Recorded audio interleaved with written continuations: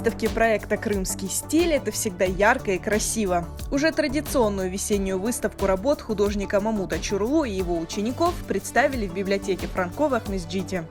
Выставка также посвящена 150-летию со дня рождения Александры Михайловны Петровой. Это выдающаяся собирательница крымско-татарского орнамента.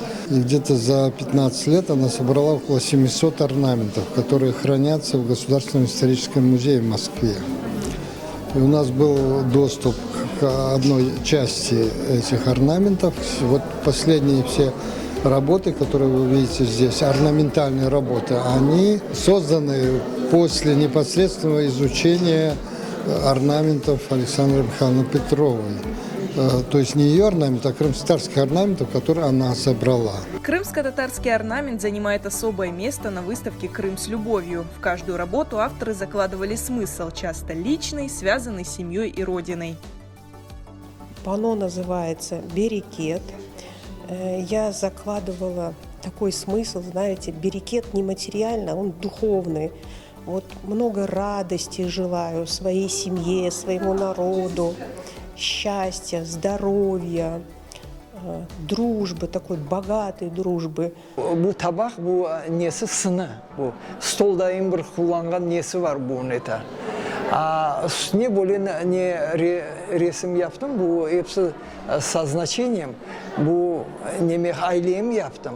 Bu kale, bu не значение его, это крепость. Сон bu неме сосуд, значение его и bu дом. Это глава семьи, это я, это роза символизирует это женщину. У меня 3 дочки, вот бадемчики – это девочки.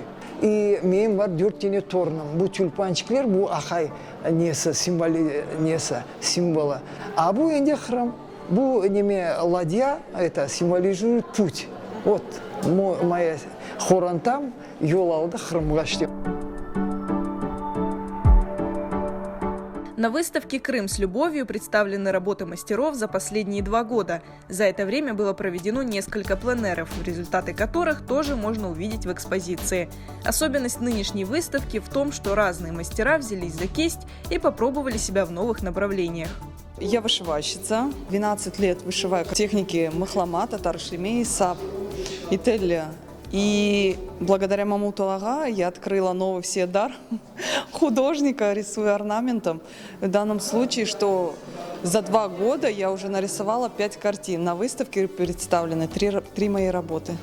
Пока училась живописью, занималась, но после окончания университета, да, был большой перерыв, 7 лет. И вот спустя 7 лет опять попробовала себя в живописи. На картине изображен поселок Таракташ и одноименная гора, которая тоже называется Таракташ.